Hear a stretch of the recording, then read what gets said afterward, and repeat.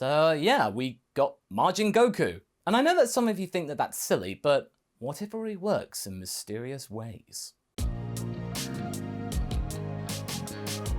Hey folks, MasakoX here.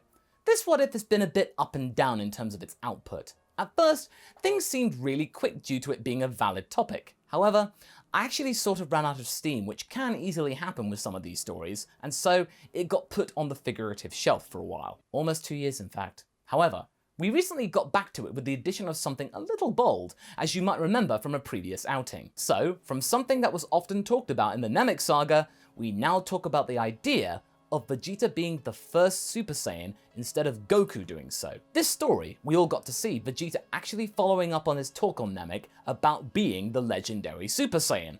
Although we know that it's not as legendary as you might think, but he still managed to break the duck of Saiyans having this power. He had gotten the golden haired form thanks to Dende getting to heal him in time instead of leaving the prince flailing in front of Frieza before Goku started decking his schnoz. This power up would have been a little closer than with Goku going golden, but it was still enough to get the job done and end Frieza. It would have been nicer for Vegeta to have actually shown some restraint and not let Frieza go up to full power, but you know, them's the breaks. So yeah, Goku may be a little bit on the naughty side right now, but what I'm about to show you is quite nice. Goku would approve. I've partnered up with Boxu to showcase snacks! I mean, who can say no to snacks? From Japan, no less. You see, Boxu is a subscription box service which handpicks the finest snacks and treats that Japan has to offer from Japan. I can't stress that enough. And I don't mean things that you can find in the local store, you can easily find in their cultural section. No, I'm talking about true national delicacies, and you can watch my full sampling video up top if you're interested in seeing the full range in one box. My favorite out of this month's range, Seasons of Japan, was the Puku Puku Thai chocolate takoyaki, and Philly's favorite was the black sesame taiko. And each snack that you get comes with a very detailed description and allergy information, by the way, so you can be in peace of mind. That's very considerate. And oh yeah, you don't just get a few items here, you get upwards of 20. There's a lot in this box. And on top of all this, each monthly box is never the same.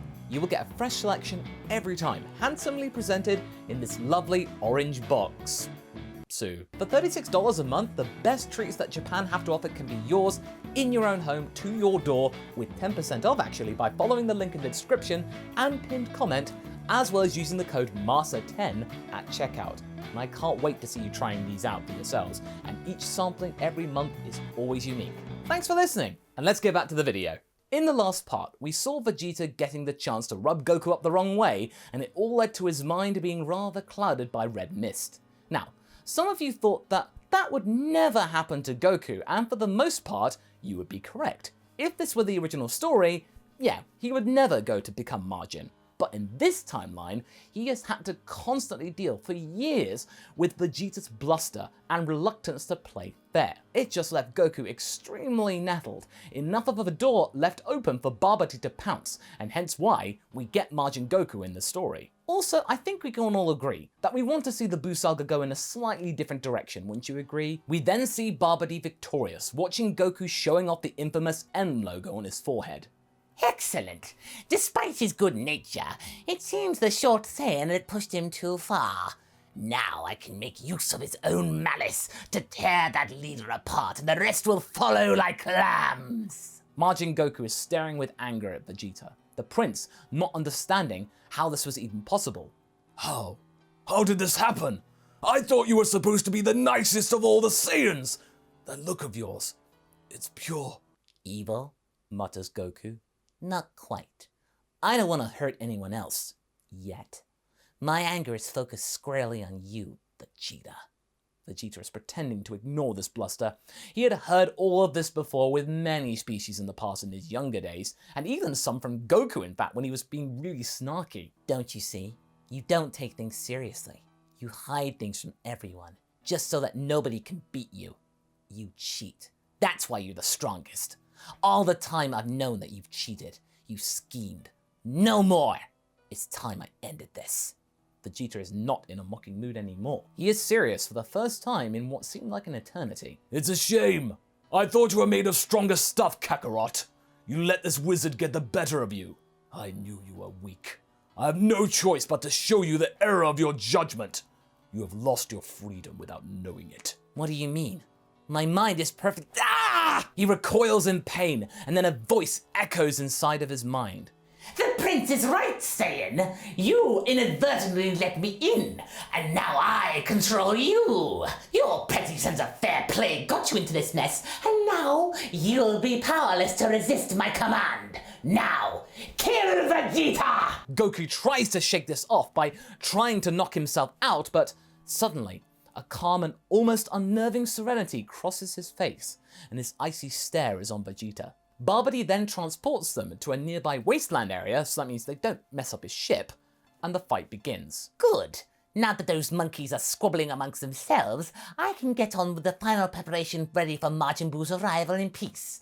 I'd better be quick. They are mighty powerful. Gohan and Shin are watching all of this go down, and realize that they have no chance in reasoning with Goku or Vegeta. They were transported as well. Shin instructs Gohan to head back to Babidi's vessel under his own steam and try to see if they together can stop the wizard from getting the sealed ball prepared in time, and hopefully heading him off the mage at the pass. I know this might be hard, Gohan, but your father is trapped inside of his own body. Babidi shows no mercy. After all, his father allowed Majin Buu to strike terror amongst the universe in the first place. Who's to say that his son is any different, or maybe even worse? Gohan nods and agrees, looking up to his father, who had an expression that was very unlike what he normally would show. With that, the pair plan to head out. However, Goku spots them and hurls a ki blast in their direction. You're not going anywhere, you two. I can't have you interfere with Lord Babidi's wishes. Speaking of which, the wizard is watching all of this in his crystal ball and is amazed with the observational skills and speed of Goku. Wow, that Saiyan is rather perceptive. Whew. I picked a good one. Boo will be here in no time with him around. Vegeta powers up to Super Saiyan 2 and lands a punch in Goku's face, giving the pair the order to get out of there, Gohan and Shin, whilst he begins the fight. Said battle between Goku and Vegeta is even more intense than in the original story. Vegeta, though, is trying to hold back somewhat against Goku, whose power is also being measured and tempered as well. Why are you holding back, Kakarot? You wanted this battle for so long! Then why aren't you showing me all that right now? I can say the same thing about you, Vegeta! You're hiding stuff, as always! I know you've been keeping things from us. Vegeta is trying to throw this all off to the side, but Goku needs to say this. It's all coming out right now. For years you've been telling us what to do, making yourself too comfortable. I could tolerate that, but the worst part of all of this is that you didn't even share. Together we could have had amazing battles and saved the world much faster than having you hoarding all the good stuff. The time chamber? What you did? I knew something was up. You got Dende to do your dirty work for you. You've also discovered a new power, haven't you? I can feel that you have. Vegeta is getting sort of nervous, but then he thinks for a moment. Now what he's about to do could be risky, but Babidi is looking for power, and he's close. But if this works, he could stop Kakarot in his tracks. You are right, Kakarot. There is more power. Not that you need me to tell you that. You found it too. Why don't you show me? I could do with an actual challenge. This tipped Goku over the edge, and with Babidi not wanting to stop him because more power equals Buu arriving faster, Goku powers up to Super Saiyan 3. That spirit control training had gotten more effective with allowing Goku to actually even do it and giving a stronger yardstick. We then see Majin Goku at Super Saiyan 3 giving Vegeta all the more victorious expressions. It's over, Vegeta! Come at me! Vegeta sighs and accepts this invitation. This battle gets even more powerful, and Babidi is looking at the measuring equipment with glee. How stupid are these Saiyans? Do they want Majin Buu to awaken? What is Vegeta thinking? Gohan says, but he thinks for a second and clocks what Vegeta is trying to do. I got it! He's trying to burn Dad out! He knows something that Dad doesn't. I hope it works. Shin would quite wish Gohan would actually tell him exactly what's going on. I mean, he could do with some sort of relieving news right now. Goku is now on the front foot, and Vegeta is having to resist every single attack, aware that if he makes one false move, he will end up getting hurt, irrevocably so. He's just trying to take the hits as best as he can, not giving out any further energy. Come on, fight me! Why are you letting me hit you? After all this time, I thought you would be keen to give me a fair fight. Don't tell me, Vegeta, you become a coward. Ooh, this gets to Vegeta. Don't you ever call me a coward! Vegeta blasts with power to hiffle with his plan. He is going to knock some sense into this low-class scum, Super Saiyan 3 or not. I hope you enjoyed that moment of dominance, Kakarot.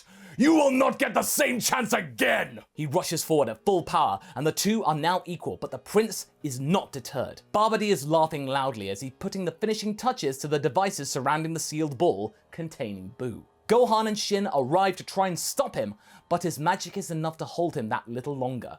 He can see that the gauge is way past 90%. That prince. He couldn't handle being called names. His sensitive ego has cost this planet its future. Just as I thought. He can watch Gohan and Shin banging against the invisible force field and then tends to his work. For another minute, the battle keeps going on, with Goku giving all that he's got, but Vegeta doesn't seem all that fazed. Why the smile, Vegeta? You can't keep this up, you've lost! No, I can keep this up. You, though, Goku gets hit in the face and rolls back, wondering what suddenly happened. are on the way out. Goku is confused. He's trying to rush Vegeta, but the prince is dodging his attacks more and more with every single second. What's going on? This fight was over before it began. Babidi, or whatever your name is. You have no clue what an imbecile you are by selecting this disappointment for a vessel. He can almost hear the wizard exclaiming. Kakarot is powerful, there is no denying that. But he also has an incredible smarts in measuring his power out evenly. He is impressive, but you've gotten rid of all of that control, and in its place is a simple monkey, putty in my hands. Vegeta then rushes forward and lands blow after blow against a weakening Goku. That form is trash! No use to anyone. The real Kakarot would have known that. This, though, knows nothing. Nice try. He then fires a big bang attack at Goku, and it's enough to send him flying to the ground, out cold, and out of Super Saiyan 3. Kakarot, use this time to see sense. Work with me instead of against me when you wake up. Thinking that he'd won, Vegeta lands at Goku's feet and takes one of the sensu beans in his bag, but then is met with a howling laugh from Babidi. Not bad, Vegeta, but you're too late. I don't need that ape anymore. I have enough power to let Majin Buu free, thanks to you losing your temper just now. What? Vegeta then recalls him letting out all of his anger at being called a coward, and then curses himself profusely. Nice try, as you would say, Vegeta, but now witness an even greater power unfurl. Gohan and Shin are let through as the force field dissipates and the device activates the ball, to which it grows and then cracks open, letting out a pinkish gas. In the seconds that follow, everyone wonders what is happening, but then the gas forms into a person, or what looks like a person. With Buu now loose, Vegeta transmits into the zone, and Shin and Gohan are relieved to see him in one piece and back up to full power. We're going to need everything we've got against that thing, whatever it is. Vegeta looks up to Majin Buu and is bewildered at the simple nature of it. That's supposed to be the greatest threat in the universe? It looks barely more mature than the adult I just fought. Shin then tells him that this nature is not fooling anyone, is not telling the whole story, and that it's capable of massive pain. But Vegeta isn't all that convinced still. Gohan then asks him what he did to Dad and whether he'll be an issue going forward. It depends. If he has any control left inside that head of his, he will stay away or help. But I doubt it. Kakarot, even when told what to do, will defy others. Kakarot slowly gets up, and for a moment, his mind is clear. He realizes what happened and feels terrible remorse for allowing Majin Buu to be released. He gets up and realizes that the bag containing the sensu beans he had was gone. Vegeta must have taken it to ensure that he didn't interfere. He tries to muster enough power to fly, but he's making very slow progress. But then, Babidi notices him, sensing his consciousness. Goku, well done! You allow me to release Majin Buu. Come and see what your hard work has birthed. He is then teleported to the battlefield and sees Buu playing with the rocks and just randomly milling about. Don't let that impish demeanor fool you, Goku. This world will be the first to fall in its wake. I do thank you for your service, but your services are no longer required. What do you mean? Goku lets out a roar of pain and doubles up. What happened to Spopovich is happening to Goku. His shout of pain is heard by Vegeta, Gohan, and Shin. They are watching Goku swell up and contort. Gohan lets out a shout trying to help, but Shin holds him back. No, Gohan, you can't get close. You might be affected too. Vegeta is horrified. Why didn't he run? He's doomed himself by doing this. With his last ounce of rational thought left, Goku is trying to figure out what to do as his brain is being crushed by the pressure of Babidi's magic. He has no choice. He resorts to instant transmission, trying to move his growing arms as quickly as he can, arriving in front of Babidi, who doesn't realize what he's up to. What? Goku then grabs Babidi by the waist and powers up as far as he can. How dare you hurt my roar! Goku immediately powers up to Super Saiyan 3 for a split second and is covered by a huge ball of light containing Babidi as well, unable to get loose. The explosion is fierce and is enough to catch Buu somewhat. Goku and Babidi are gone, as is a chunk of Buu, and he's hurt and angry. He turns to Vegeta and rushes him. And that's where we're going to be leaving things for right now. So what do you folks think? Will Vegeta be able to stop Buu faster? Was Goku's last act enough to maybe reason with the genie?